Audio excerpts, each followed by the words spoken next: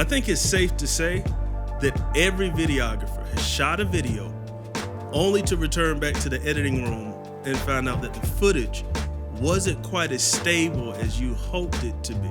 If that's ever happened to you, leave a comment in the comments. Today we're going to talk about warp stabilization in Adobe Premiere Pro. So today we're going to give you the most common effects that you're going to have to adjust and give you a few options so that you're prepared for most situations. I'm Dennis, a team member here at Streamcore Productions. On this channel, we do reviews of video software for digital marketers, videographers, photographers. We also talk about things that business owners need in order to grow your small business or brand. Do me a favor, like this video, subscribe to the channel, and leave a comment if you have any questions. All right, let's get into it.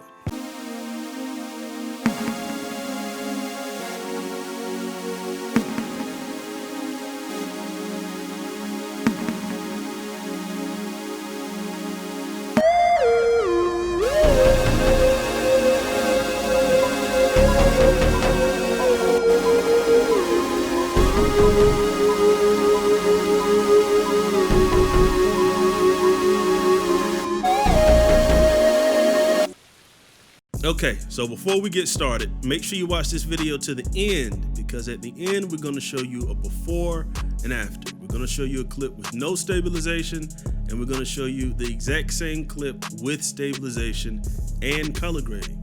Remember, you can follow us on other social media sites like Facebook by searching Streamcore Productions.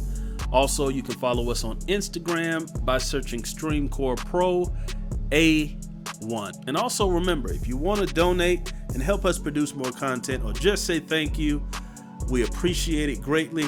You can send us a cash app by going to DJSMO37, that's $DJSMO37, or if you want to do PayPal, you can send it to the email address contact@streamcoreproductions.com. Now let's get into a screen share really quick.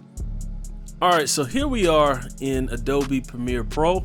Right now we're in the section right here that says color. You can do this from editing, but I usually do it from effects. It's just the way I do it. But like I said, you can still do everything from editing. We're gonna do it from effects. I'm gonna hit effects right here at the top. And then from there, we're gonna go over here to the effects section right here, and we're gonna type in warp. And when we do that, we'll see warp stabilizer come up. We're gonna push down on it, and then we're gonna hold it down and slide it over to our clip. Make sure you press it and hold it, and then release it when you get to the clip. And from there, we'll see over in this section, the effects control panel. Now we have warp stabilizer right here. Okay. And we go over to the clip, step 1. Now we're in step 2, it says stabilizing. So now it's actually stabilizing the clip. Now that that's done, usually sometimes you'll have it up this way. We're over here. You'll have it up this way. You just hit this arrow and it'll give you the menu options down here. All right, so the first thing we see is stabilization result. From here, you can do smooth motion. Smooth motion is what you use when you're doing handheld footage or you're doing footage on a gimbal. This is very important. Smooth motion is when you're doing handheld footage or you're doing footage on a gimbal.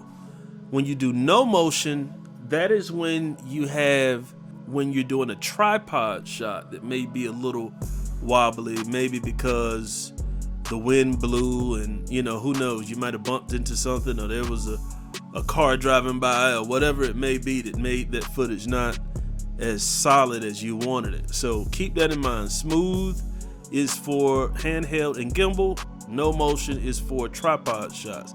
Now this was shot on the gimbal, so we're gonna keep it smooth motion. Now right here it says smoothness. Let's see if we can pull this over so you can see the whole word. There we go, smoothness. You don't need 50% smoothness. If you've ever applied warp stabilizer and you've noticed that it has this like warped, like jelly type look where it seems like it's kind of, it's really wobbly and everything when you apply it, so you just take it off and just keep the clip the way it is because you haven't adjusted the smoothness. In most cases, your smoothness is going to be in the range from 1% to around 5%. Let's do 20%. No, as a matter of fact, let's go back and let's watch. We'll just put it right there. It's at 37%. And now when we do that, it stabilizes the clip again.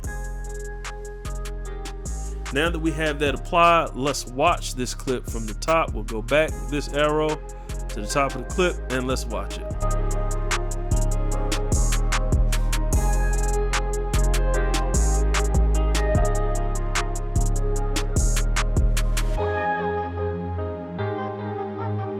You see how it's really wobbly and you got all this jello look. You don't want that for your clients or even for your own videos. So that's because I have the smoothness too high. So let's stop. Let's go back to the top and let's adjust this smoothness down to around 3% and let it stabilize again. All right, now it's stabilized. Let's hit play and let's watch the clip again.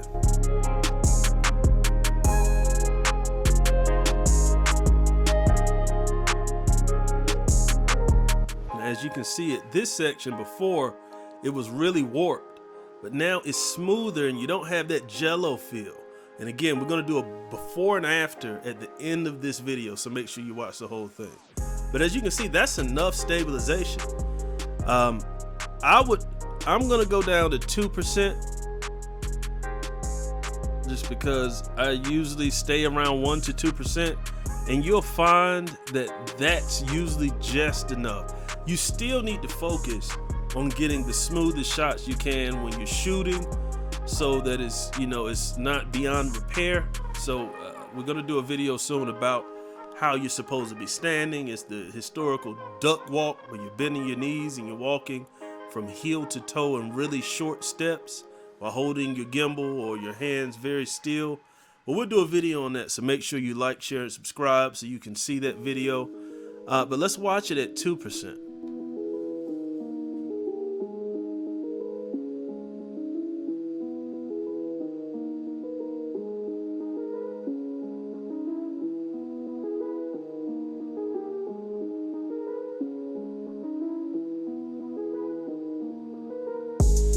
And as you can see, it's smooth and we don't have that jello effect. All right, so let's go through a few more of these settings. Now, subspace warp is where you really want it. The rule of thumb is the higher this is on the list, the less effective it's going to be, is what I found. So if you do position or position scale rotation, I really have never used these, but perspective and subspace warp. But you can try and see which one works better for you, but you're going to find that perspective and subspace warp is what's going to work best for you. And then we go here to framing. We see framing. I usually keep it right here at stabilize crop auto scale. And it's going to crop in some, and you have to keep that in mind when you're shooting. Even, let's say, we're doing a video soon on adjustment layers, or what people like to call those cinematic black bars. When you're shooting something that you're not so close in that you don't have room to put your black bars in, okay? So you need to be a little wider out so that way you can do your adjustments in post. It doesn't have to look perfect or have the perfect frame. Give yourself a little bit more space so you have more things to work with, because this is going to crop, this warp stabilization is going to crop the clip in slightly on this one, okay? And this one is stabilized synthesized edges. I rarely use that. I have used it before, but I usually keep it right here.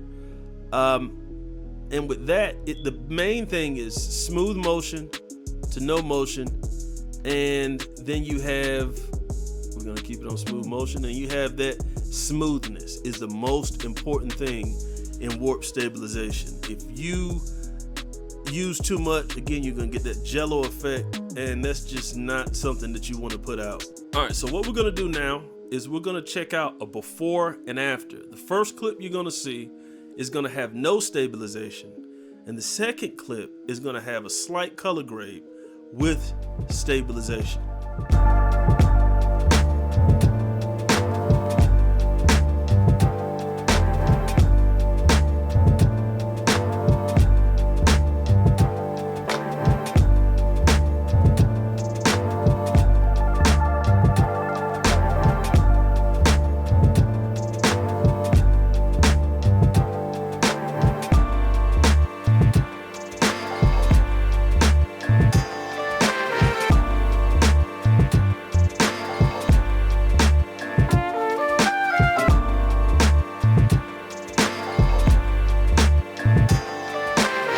Okay guys, I appreciate you watching. Make sure you like, share, and subscribe. We appreciate you. Leave a comment, hit us up, let's talk, and let us know how it worked out for you. All right, see you next time.